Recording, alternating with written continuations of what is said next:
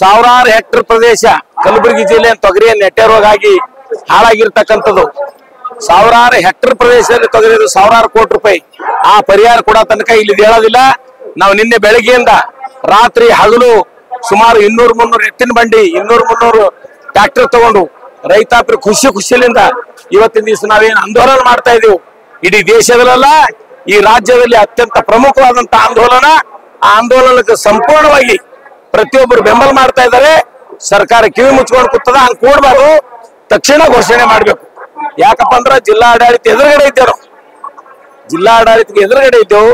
ಜಿಲ್ಲಾಧಿಕಾರಿ ಇಲ್ಲ, ಯಾಕಿಲ್ಲ ಅಂದ್ರೆ ಎಲ್ಲಿ ಹೋಗ್ಯಾರೋ ಗೊತ್ತಿಲ್ಲ. ಆದ್ರೆ ಜಿಲ್ಲಾಧಿಕಾರಿ ಇಂಥ ದೊಡ್ಡ ಗಾತ್ರದ ರೈತಾಪಿ ವರ್ಗದ ಹಾನಿಯಾಗಿರ್ತಕ್ಕಂಥ ವಿಷಯ ಬಂದಾಗ ನೀವು ದಿಲ್ಲಿಯಾಗಿರ್ಲಿ ಬೇರೆ ದೇಶದಾಗಿರ್ಲಿ ತಕ್ಷಣ ಬಂದು ಈ ರೈತರು ನೋಡ್ಬೇಕು ಅಂತಕ್ಕಂಥ ನಮ್ಗೆ ಗೊತ್ತಾಗ. ಹಾಗಾಗಿ ಈ ಸರ್ಕಾರ ರೈತರ ಪರವಾಗಿಲ್ಲ, ಇನ್ನಾದ್ರೂ ಎಚ್ಚರಿಕೆ ತಗೊಂಡು ನಮ್ಮ ಬೆಳೆಗೆ ಪರಿಹಾರ ಕೊಡ್ಬೇಕಂತ ಒತ್ತಾಯ ಮಾಡ್ತಾರೆ.